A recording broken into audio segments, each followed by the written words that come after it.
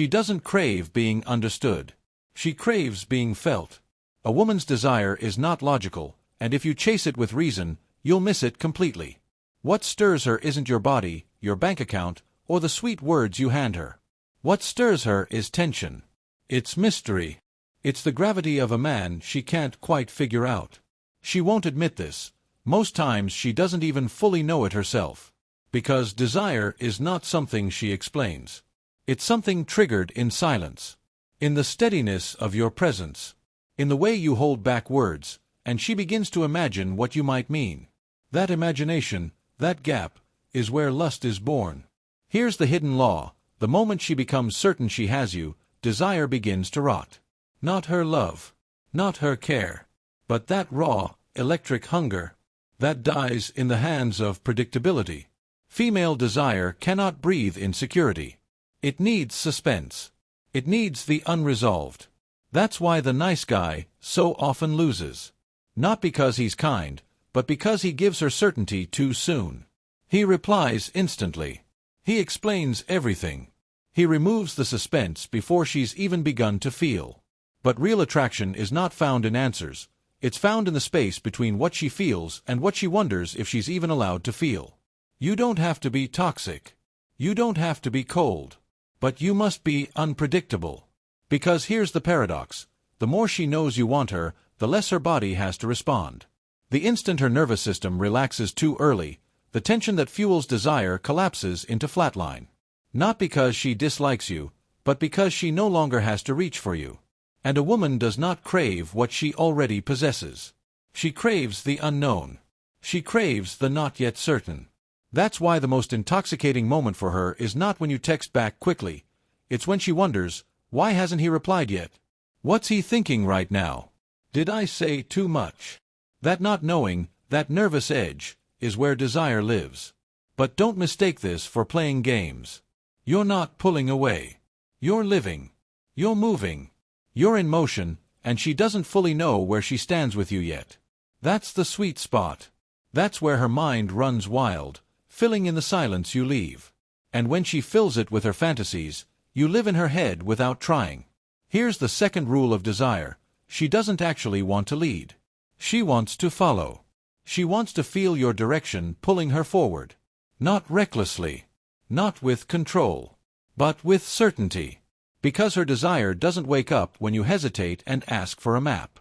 Her desire wakes up when you are the map. When you walk into a room calm and grounded. When you order with quiet certainty. When you say, "Come here," instead of asking, "Is that okay?" This doesn't mean force. This doesn't mean dominance. It means presence. It means leadership. She doesn't want safety alone.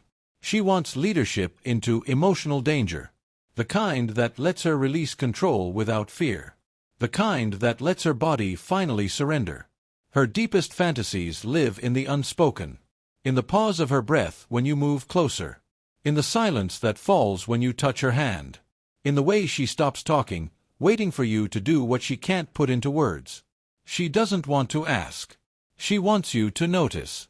She wants you to lead her into moments she didn't realize she was waiting for. She wants to be kissed before she has time to give permission. She wants to be held in a way that silences her overthinking.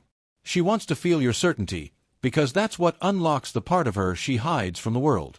Most men wait for obvious signs. They hesitate.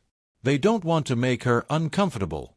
And in doing so, they make themselves forgettable. But the man who leads with grounded energy, the man who knows what she wants before she says it, he's the one who lingers in her dreams. Not because he forced her, but because he guided her. Because he led her out of her head and into her body.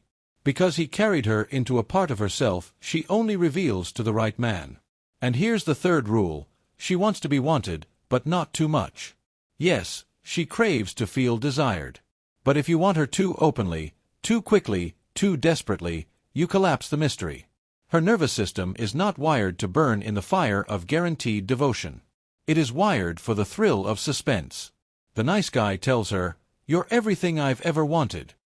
But the man who drives her wild looks at her with calm eyes and says, "You're interesting. I'm still figuring you out." That difference. That's everything. She doesn't want to be a trophy for your neediness. She wants to feel chosen by a man who doesn't need to choose her, but does anyway. Your desire must feel like a conscious choice, not a default, not an obsession. That's what turns her on, the idea that she had to earn your full attention, that it wasn't automatic. That restraint, that calm hunger beneath the surface, that's what keeps her awake at night. This isn't about being hard to get. It's about being hard to move. Stoic men understand this. You don't flood her with affection. You create a drought, so every drop feels sacred. You don't hand her your approval cheaply. You let her work for it. And when she finally earns it, when you finally lean in and say, "Now you've got me," she melts, because she knows how rare that moment truly is. And that's the paradox of female desire. She wants to be wanted, but she only burns for the man whose desire is never guaranteed. Because desire doesn't live in certainty. It lives in suspense. It thrives in the unresolved. And it begins the moment she's no longer sure she has you.